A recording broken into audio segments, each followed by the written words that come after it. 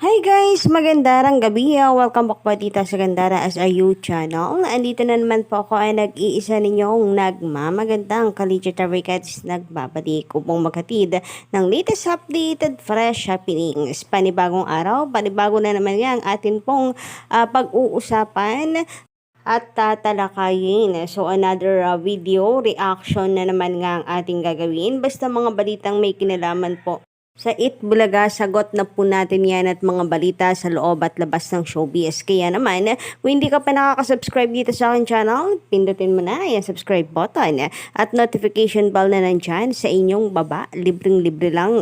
Pindutin yan guys. Kaya naman, huwag nyo pong kalimutan i-click ang subscribe button and notification bell for more videos and updates mula po sa atin.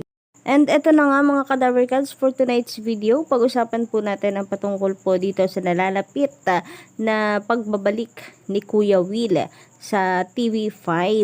Grabe din po ang pag-welcome ng TV5 dito kay Kuya Will. No? Alam naman po natin yung history. Hindi nga po akalain ng iba na makakabalik po si Kuya Will sa TV5 At marahil ganun din, ito pong si Kuya Will, hindi rin nakalain na makakabalik po siya sa TV5 kasi kita naman po ninyo yung choices niya, 'di ba? Sa PTV4 po niya napili na umere sana kaso hindi po natuloy. And yung pagpaparamdam nga po ni Kuya Will na ginawa po niya mula po nung magkaroon ng issue ang tahanan pinakamasaya, yung magsasara or nagsara na nga, nag-last day yung tahanan pinakamasaya si Kuya Will or yung official Facebook page ng Wawawin, panay po ang paramdam sa GMA7 na sana naman sila na ang ipalit sa noon time. Tapos biglang boom, sa TV5 pala siya mapapanood. So mula po sa Big TV Entertainment Kapuso Network, nababahala di umano sa muling pagbabalik ni Willie Revillame sa telebisyon. Ayon sa latest chika na nasagap ng PEP-PH, pinaghahandaan na daw umano ng GMA ang itatapat nila sa bagong programa ni Willie Revillame na malapit ang ipalabas sa TV5. Ito po ang isang malaking news, big news para po sa lahat. And yun nga lang, until now, hindi po natin alam yung slot or time slot nito si Kuya Will. So, for sure nangangapa rin ang GMA7 kung ano po yung kanilang itatapat dito.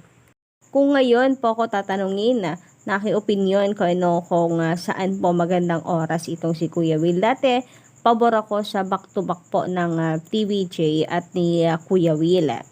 Pero ngayon, para mas maganda po, nandun na lang po siya sa dati po niyang oras. 5 p.m. Diyan na rin po kasi siya nakilala at sanay yung mga tao pang 5 p.m. si Kuya Will. And masasagasaan din po kasi yung slot po ng afternoon na serye ng TV5. And maganda rin kasi game show to game show po ang labanan, 'di ba? Kasi family feud po dito sa GMA7. Anyway, so ayun na nga, saan man po ang oras nitong si Kuya Will, malapit na po siyang mapanood, pero until now, parang clueless pa rin po tayo. Ultimo yung title po nila ay W pa rin yung kanilang pinapakita, no? Although meron na pong tawag dito. Sinabi si Nanay Christopher Me na binuking po niya yung title, but still, kinukubli pa rin po ng TV5 sa ngayon yung title para sorpresa sa mga manonood. Parang yung Itbulaga ng TVJ, no? Dati talagang nangangapa rin tayo na yung gagamitin po ng TVJ sa kanila pong paglipat sa TV5 na title. Samantala, speaking of Itbulaga, so ito pag-usapan nga po natin ang isa pong panawagan na kung saan panawagan ng isang netizens patungkol nga po dito sa patuloy pong pagkakalat ng fake news, lalo na po ng higit ng mga tape defenders. Sabi dito, "Hi sir, I am Guido David. This page named Kapuso So For Alliance fan page is still using your firm, Okta Research, as TV ratings provider for broadcast stations. Please do some action to stop this misleading use of Okta. So, lahat po talaga ng paraan para po tayo bangayin, asarin, para po magmukha silang kainggit-inggit ay talaga naman pong gagawa sila ng sarili po nilang ratings. Hindi pa po nasisiyahan sa ratings po ngayon ng Showtime na mataas. Well, wala naman po tayong reklamo doon. Pero bakit kinakailangan pang mameke ng mga taong to, no? Nako-call out po tuloy sila. And sabi dito, nga naglabas na ng statement ang Okta Research about dyan. Mukhang may makukulong. Fake ratings pa more.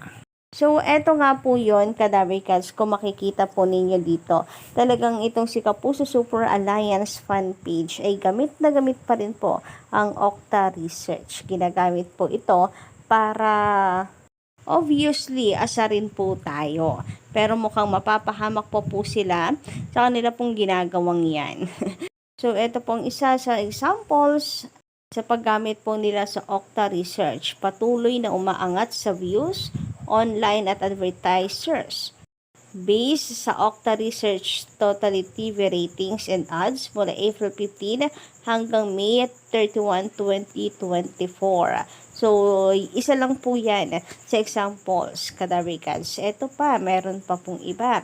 Yan yung patunay screenshots ng mga post ni Kapuso Super Alliance fan page. And hindi lang po siya, meron pa din pong iba ng mga tape defender ang nagpo-post po nito at ginagamit po ang pati logo ng Okta Research. Meron pa nga po silang Kantar. Pero sorry na lang dahil ang Okta ay gumawa po na ng action. So, post po ng Philippine Star.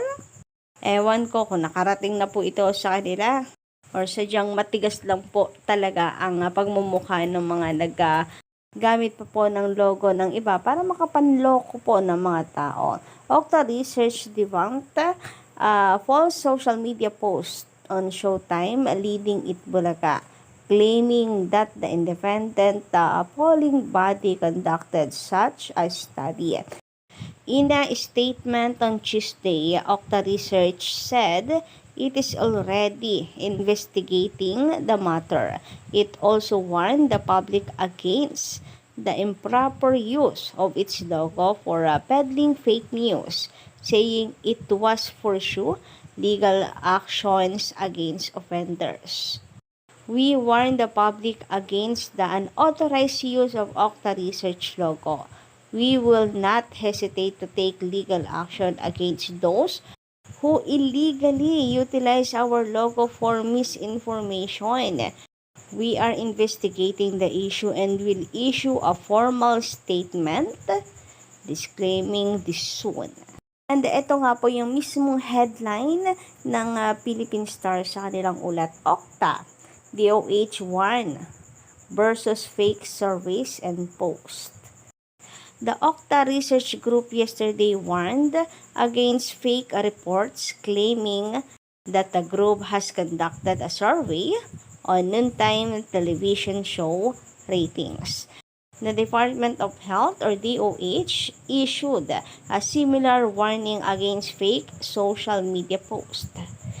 It has just become to our attention that fake news using the Okta logo has been circulating on social media, Okta said in a statement. Okta Research would like to clarify that we did not undertake, nor have we ever undertaken the study circulated on social media claiming that Showtime is leading Itbulaga in an Okta survey.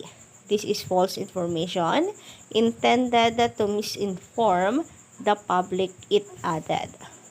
The group warned the media and the general public from sharing the report. It also issued a warning that it would have take legal action those responsible for the unauthorized use of its logo. Mukhang mapapahamak pa po sila sa kanila pong pagpapahanga at paghahambog sa mga TVJ supporters. Lahat kasi gagawin po talaga nila magmukha lang kaawa-awa ang Itbulaga.